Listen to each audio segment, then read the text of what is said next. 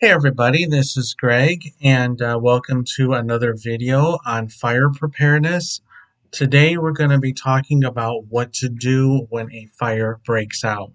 This is just general procedures you may want to follow. And in my future videos, we're going to be taking actually situations like what do you do if you're in an office building? What do you do if you're in a school? What do you do if you're at a retail store, at a hotel? We're actually going to start breaking those down and talking about in each one of those what to do when there's actual fire. But this is just the general basics of what to do if a fire breaks out in your home or even office. Evacuation. Once the smoke alarm goes off, or the fire alarms or the horns, you want to evacuate immediately.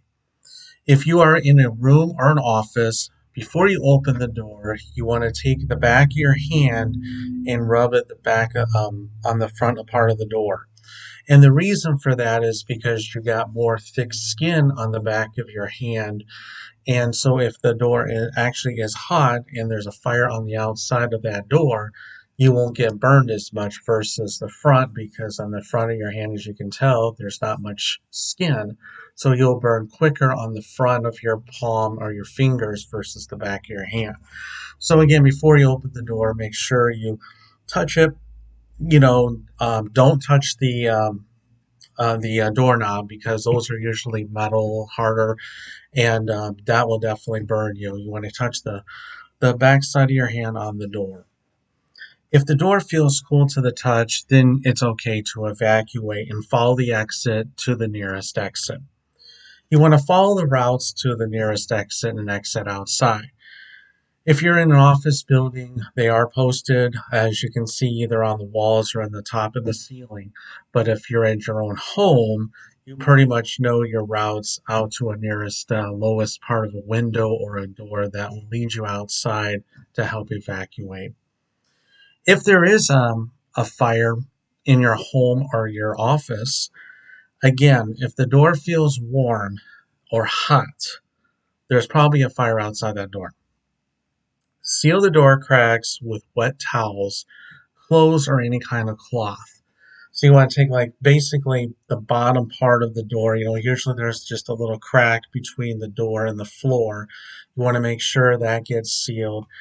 And if you can, seal up along the side of the door up to the top of the door. If you can't do that, that's fine.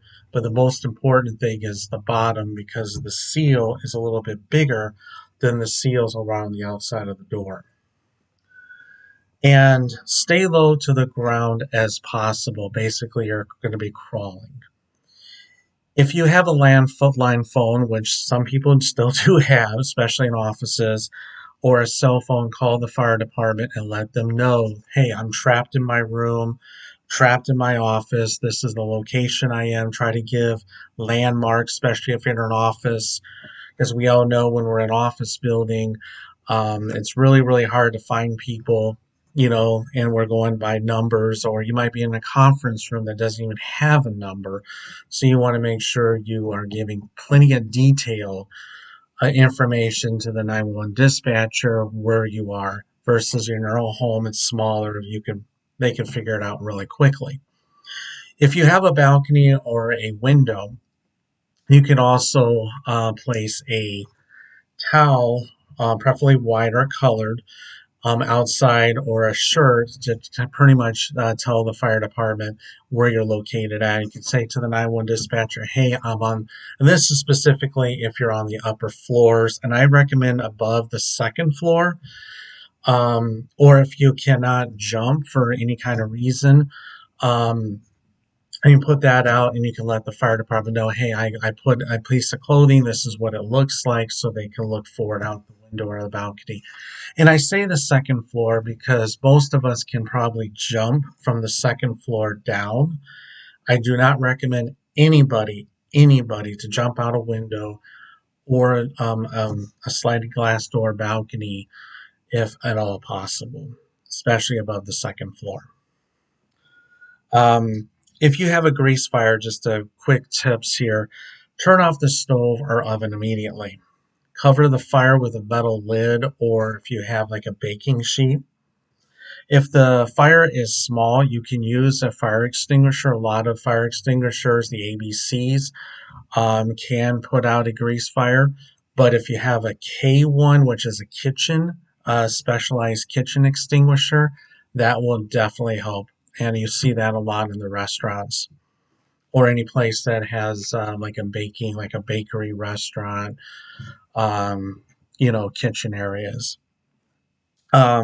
And don't pour water on a fire, grease fire. That will spread quickly. And also do not use baking powder. You can use baking soda, but don't use baking powder. And again, if the fire is small, minimum enough, use a fire extinguisher. If there is no fire extinguisher, the fire is out of air control, evacuate immediately. That's just the basics of what to do when a fire breaks out in your home or your um, office. And importantly is evacuate. And when you evacuate, stay away from the building as far as you can. And if you have a specific meeting place, assemble there and then take count and make sure everybody's accounted for. Like I said, in our future videos, I will break it down to specific type of buildings, and we'll go over some basic fire procedures for there. This is, like I said, the basics of fire preparedness, and hope this will help you.